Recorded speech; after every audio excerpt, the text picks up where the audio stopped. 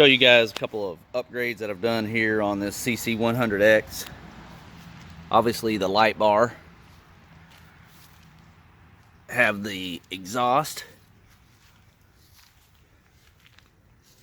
I have a battery box back here. I picked this battery box up online. It's actually a breakaway box that goes on a trailer. The last thing I did is I cut that throttle stop screw there so I can get maximum throttle on this guy. So let me show you how I hooked the light up here. Alright, so this is how the light is wired up. Ended up soldering in a charger. This is just a battery tender charger I trimmed down. Soldered in the negative and the positive here.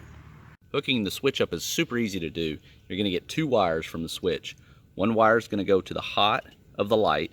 The other wire, you're going to run it all the way to the hot of the battery. Then you run the ground from the LED to the negative part of the battery, and you're good to go.